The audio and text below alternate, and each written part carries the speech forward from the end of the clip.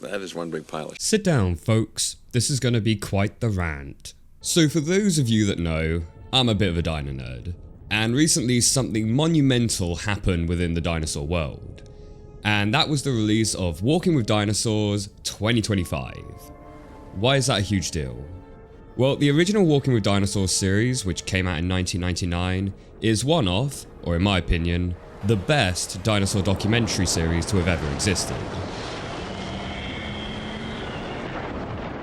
It really was the first of its kind that treated dinosaurs not just as some Hollywood-style bloodthirsty monsters, but as actual animals, and had it filmed as though it was a modern-day nature documentary where you would get a more slice-of-life look into their world. The series also had insane production value, with a massive budget of £6.1 million, which, when you break it down by runtime, makes it the most expensive documentary ever made per minute. An insane gamble for a show which was about dinosaurs. But they put that budget to good use, with cutting-edge CGI which was phenomenal for the time, and I would argue, still holds up pretty well to this day, even better than some modern Hollywood films. But it wasn't just the visuals. The series had an incredible soundtrack which was composed by Ben Bartlett, which really elevated scenes to make them feel so cinematic.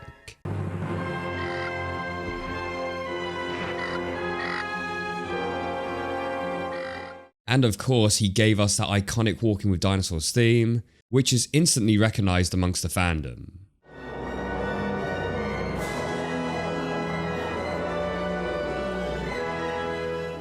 And then we can't forget about the cherry on top, which was the narration provided by Kenneth Branagh. I don't know how to properly describe it, as he doesn't over-dramatise or over-perform it, but he just has that commanding presence, which has since become iconic for the series. In life, he was the most magnificent beast ever to take to the wing. This is the story of the last journey this giant ever made.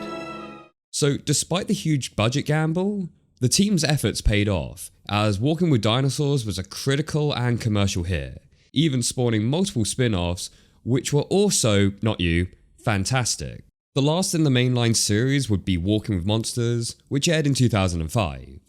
After that, there was a Walking with Dinosaurs movie, which we, don't talk about. Remember, they can smell fear! Sorry, that's not fear. Juniper, are you okay? I think I just stepped in some fear. And the live stage shows, which ran all the way up until 2019. And although many great dinosaur documentaries had come out since then, sadly none ever did quite manage to recapture that essence or the grand scale of the Walking With series. And so when last year we got the announcement that the BBC was actually going to be producing another Walking with Dinosaurs series, needless to say, I was pretty damn hyped. The chance to recapture that beautifully realised prehistoric world, but now with the latest science and modern CG and filming equipment, this could be absolutely incredible. A chance for not only dino fans to nerd out, but a chance to bring in a whole new generation of interest, just like the original series did way back when. And does this new series manage to achieve that? No! So even before the series aired, more information started to emerge, and it wasn't looking good. First up, there was no mention of Kenneth Branagh or Ben Bartlett returning, which was concerning. With how both of them were such a staple of the original series, it feels like a Walking With documentary without these two would feel like a tea with no tea bag. The fact that 5 of the 6 episodes were going to be taking place in the late Cretaceous, and not only that, but in the same geographical location, well, that seems like an odd choice.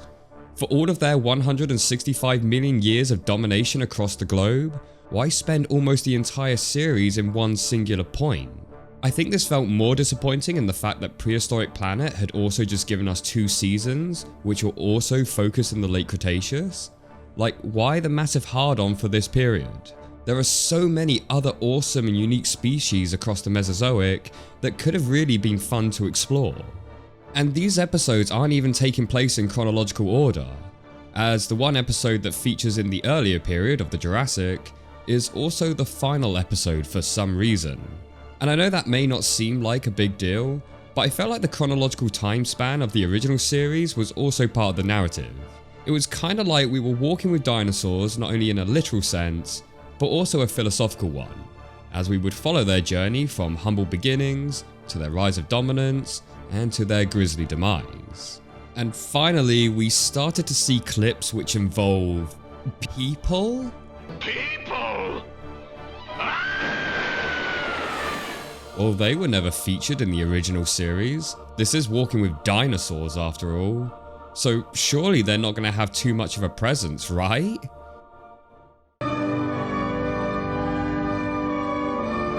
Okay, so the first thing you're going to notice with this series is the inclusion of scenes featuring paleontologists. And I'm not talking about a brief prologue at the start of the episode or some closing commentary at the end, but rather they're inserted throughout the entire episode multiple times. As within just the first 13 minutes of episode 1, the narrative had cut back to the paleontology segments 3 times. No, I'm not kidding. And if you think I am exaggerating, I actually took the footage from episode 1 and divided up the dinosaur scenes from the paleontology ones. And you can see for yourself at just how frequent these cutbacks occur. And when you combine all the clips together, you see that nearly half of the episode consists of these paleo scenes. In fact, despite these new episodes having a 20-minute longer runtime than the original series, you actually get less dinosaur action than you did from the original. Allosaurus had never seen such bullshit before. I'm sorry, I thought I was watching Walking with Dinosaurs, not Walking with Paleontologists. Now, let's be clear.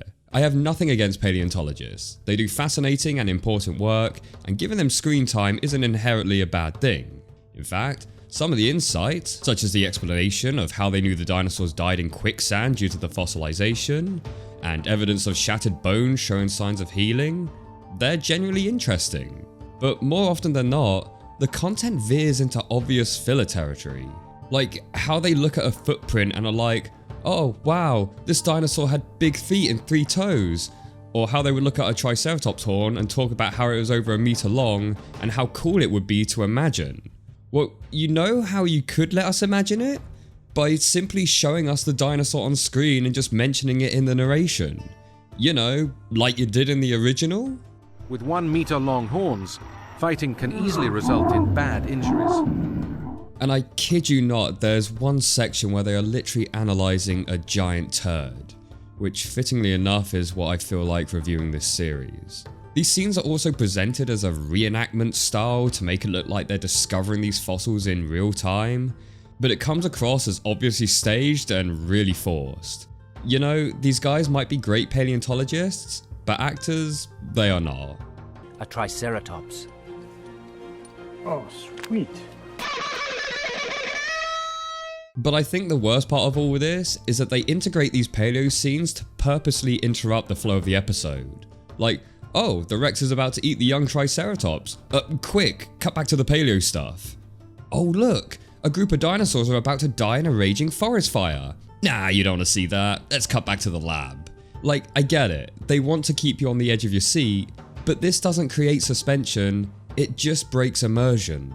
It's like they watched the Godzilla 2014 film and thought, oh hell yeah, see how they keep cutting away from the monster action in the monster film? That's what I want to do to the dinosaurs in my dinosaur documentary. If you want to showcase the behind the scenes stuff and what led to some of the creative decision making, that's fair enough. But at least have it put at the end of each episode like in Prehistoric Planet, or have it as its own dedicated episode like the original did.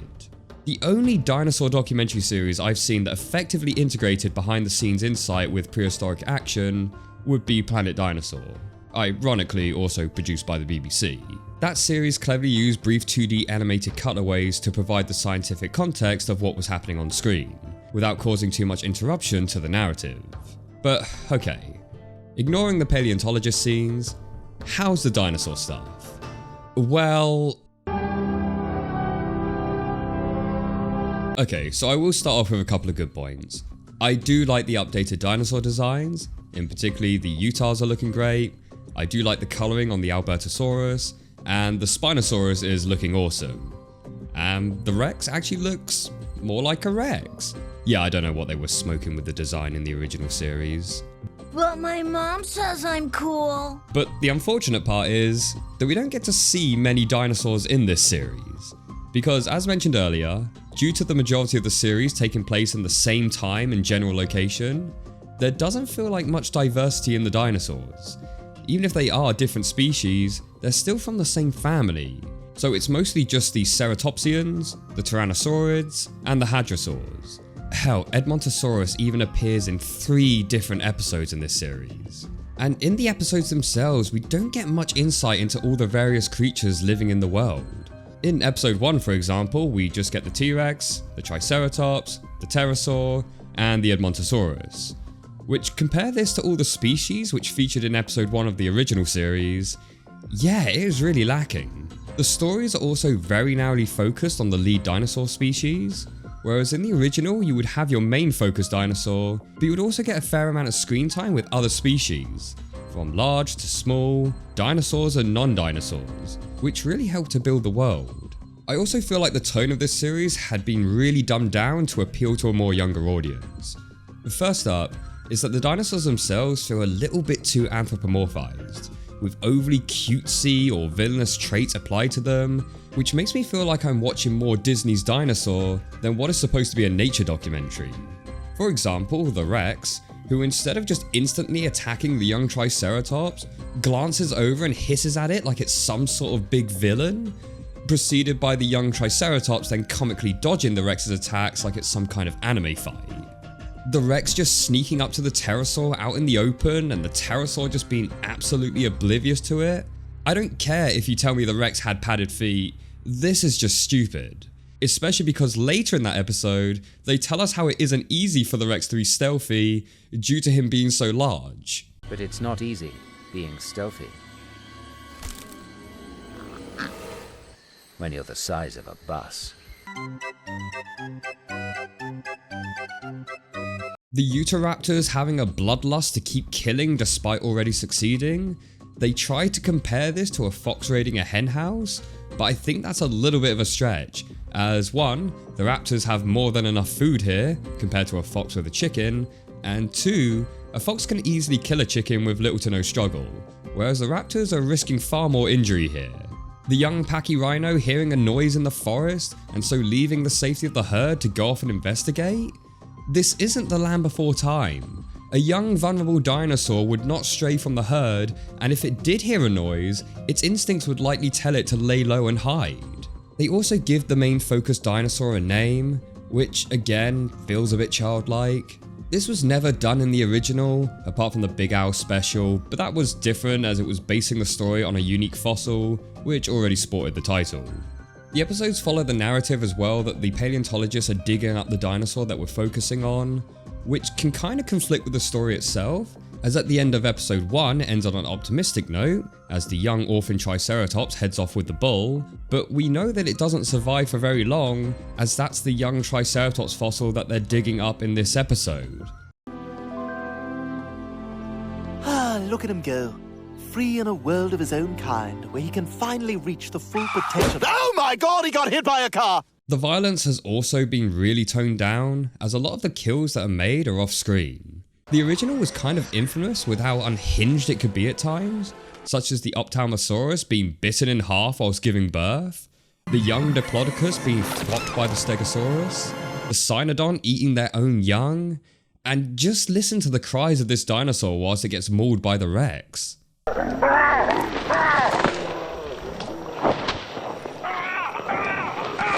Jesus.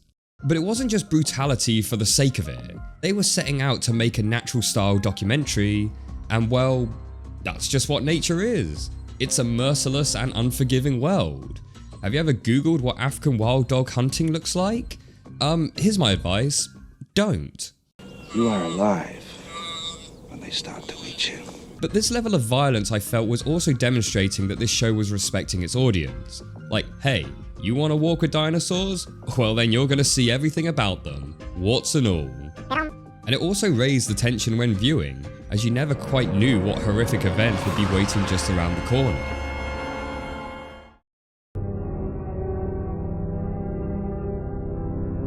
Okay, so the animation isn't terrible, but I was definitely hoping for something better. I think we did get spoiled a little bit by the visuals in Prehistoric Planet, as they are phenomenal, and are arguably the best dinosaurs I've ever looked in a TV series. But it clearly had a much larger budget to work with, so directly comparing the two probably isn't the fairest. However, for a series which is carrying the name Walking with Dinosaurs, I was expecting a higher standard. The original series had insane CGI for the time, and it still holds up to this day, whereas the 2025 version already feels dated in places.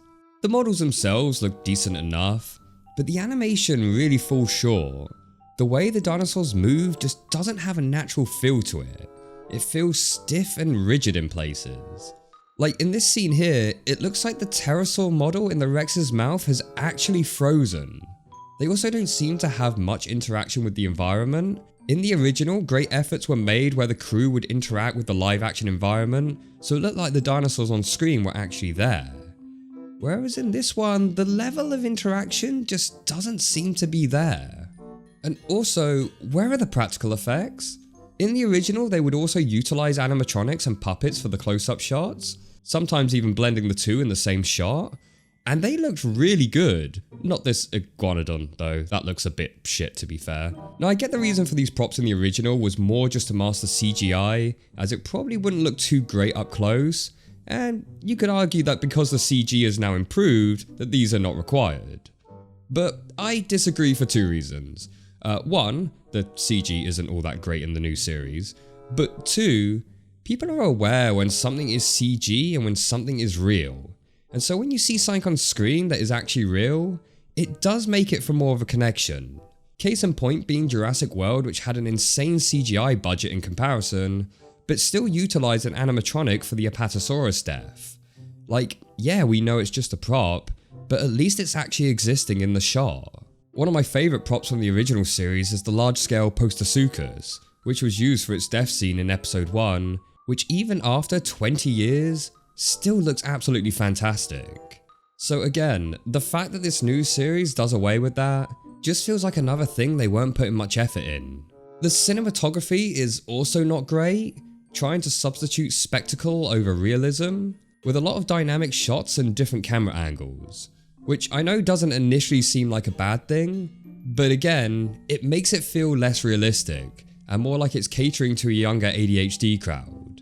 As mentioned earlier, the emphasis on the original series was to have it filmed like a nature documentary, as if a film crew had literally travelled back in time and were just observing dinosaurs in their day-to-day life. Long static shots, low-angled shots, and even some shots to make it look more amateur, where the camera isn't quite steady or the dinosaurs aren't quite in shot. It was subtle, but the result was a more immersive experience, like we really were that fly on the wall.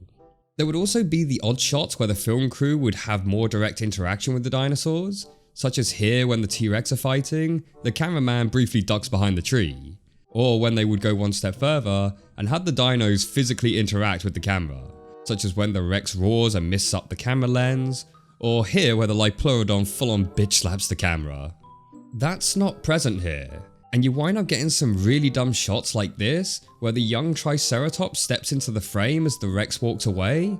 Like, what a dumbass thing to do. You've been hiding in fear from it moments ago, only to now step out right in front of it as it's meters away. And despite this new series trying to have a more spectacle approach, I don't recall there being any jaw-dropping or iconic moments.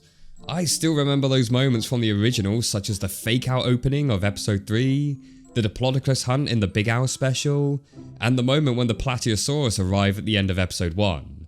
I tell ya, that scene still gives me goosebumps. This is the shape of things to come. The age of the dinosaurs has dawned. I would say the music in the new series is fine, typical orchestra arrangement, but I don't recall there being any particular tracks that stood out to me. I made a note saying that I thought this one was kinda cool. Of the prehistoric world.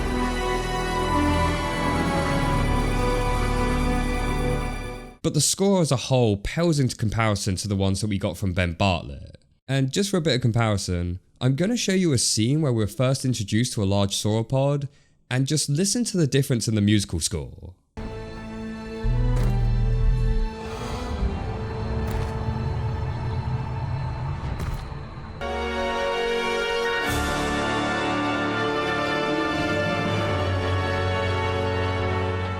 And then there were some moments where the music was like really dumbed down to almost like some stupid circus music.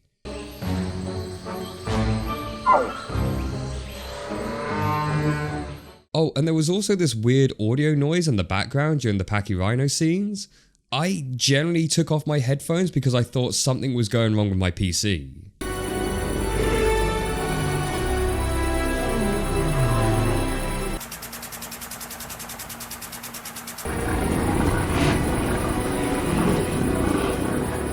And there's no use of the Walking with Dinosaurs theme here at all, which I guess shouldn't surprise me because this series is clearly not trying to replicate the original in any way at all, but I thought we would at least get something to hark back to it. And finally, let's talk about the narration. It was a huge disappointment that Barlow wasn't brought back for this, but I wasn't going to die on that hill and say that it had to be him. This series is narrated by Bertie Carville, and I don't think he does a bad job by any means, but I will say that he does feel a little too softly spoken, and his narration feels more like a quiet whisper in the corner of the room, rather than that commanding presence that Barlow provided. Titanosaurs. Huge, long-necked dinosaurs. This is Brachiosaurus, a 13-meter high sauropod. And maybe that's an unfair comparison, as they do offer a very different approach. So I think a better one would be to look at John Hurt, who narrated Planet Dinosaur. Still higher pitched and softer spoken, but also has much more of an impactful delivery. It isn't pretty, it isn't clinical, but it's ruthlessly efficient. But honestly, I don't think whoever narrated this could have saved it, as the narration lines themselves feel awfully dumbed down. The way every dinosaur has to be compared to a much more mainstream one, like, oh hey, it's the Albertosaurus, it was the small cousin to the T-Rex. Oh hey, it's the Utahraptor, it's the larger cousin of the Velociraptor. Oh hey, it's Carcharodontosaurus, it was like the T-Rex of its time. Almost like it's catering to people who have only ever seen Jurassic Park and couldn't possibly comprehend that any other dinosaurs could exist outside of that realm. And some of the lines written were just so dumb. But every day George and the gang survive is a day closer to the safety of adulthood. Like, yeah, no shit. Man, what happened to all the poetic stuff that we used to get in the original? His fruitless exertions under the blazing sun have taken a heavy toll. The king of the skies has lost his majesty. Yeah, so, in conclusion, this series is a huge disappointment and doesn't share, or even attempt to replicate, the qualities that made the original so great. Even other series that were made in inspiration of Walking with Dinosaurs, such as When Dinosaurs Roamed and Dinosaur Planet, feel more Walking with Dinosaurs than this. The only thing that even remotely resembles the original is being this opening sunset shot in episode 1 and this throwaway line mentioned in the narration. And they can walk again. Which, again, feels like a very last minute add-on. My theory is that this was never originally set out to be a Walking with Dinosaurs sequel, but the name was just slapped on last minute for marketing's sake. And unfortunately, when you do that, you now carry the expectations to go with it. If this were presented as just another dino documentary, I'd probably mark it down as okay. Paleo segments were a bit lackluster, but the dino stuff was cool. And what's worse is that the BBC have made it so that this new series is titled as the official Walking with Dinosaurs series, and now the original is the 1999 version. No, fuck you. This is the definitive series, and you're the 2025 version. Actually, no, in fact, I take it back. You're not even fitting to bear the name altogether. I'm giving Walking with Paleontologists a 3 out of 10. If you are going to watch this new series, I'd recommend checking out episode 2 with the Spinosaurus, as it actually has a pretty decent story and is the closest thing you're going to get to the original. Otherwise, just skip the series and go back to watch the original instead. But until the next one, guys, take care.